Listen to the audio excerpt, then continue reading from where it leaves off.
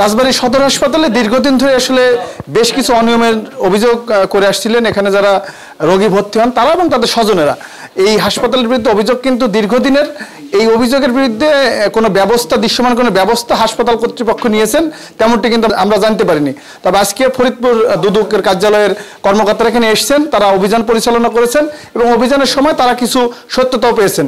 ডাক্তারও অবহেলায় মারা গেল, আঘাতকেও অবহেলায় মারা গেল, তারপরে যেটা মারা গেছে পুলিশ এসে পুলিশের কাছে মিথ্যা রিপোর্ট দিল বলে শোককে। আজ 3 দিন আইছে, করে নাস্তাও দেয় না, আমার স্বামীর করে খাবারও দেয় না। আমরা কালকে আসছি বিকেলে, আজ এখন পর্যন্ত নাস্তা পাইনি। খাবার আমি পাইছি 3 দিন পর, আমি একটু করার পরে আমারে দিছি। বিশেষ করে রন্ধনশালায় যে ধরনের খাবার রোগীদের সরবরাহ করার কথা সেটি আসলে সেটিতে গরমিল পেয়েছেন। এছাড়া ওষুধ বাইরে সরবরাহ হয়ে যাচ্ছে সেটিও তারা পেয়েছেন। সব মিলিয়ে দুদক আমাদের জানিয়েছেন যে তারা এখান থেকে অভিযান শেষে তাদের ফরিদপুর কার্যালয়ে গিয়ে এই বিষয়ে ব্যবস্থা নেওয়ার জন্য তারা কর্তৃপক্ষকে জানাবেন।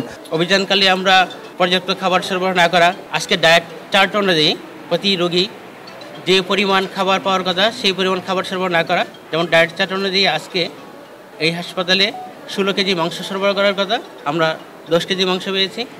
তারপর পরিবেশ খুবই নোংরা পেয়েছি এবং সকল ধরনের মেডিসিন সরবরাহ না করার আমরা অভিযোগের সত্যতা পেয়েছি।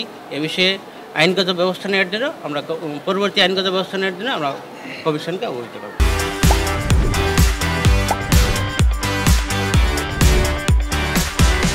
এই বিষয়টা আসলে আপনারা সত্য কথাটাই বলেছেন। আমাদের সিস্টাররা তাদের নিজের জন্য অথবা যদি পরিবারে কেউ অসুস্থ থাকে ওষুধ নেয়, এটা তারা এখানকার স্টাফ থেকে হয়তো নিতে পারে, কিন্তু তারপরে আমার একটা নির্দেশনা ছিল যে তোমরা আগে ডাক্তার দেখাবা, তারপরে ডাক্তার প্রেসক্রিপশন করবে, তারপরে ওষুধ নেবা।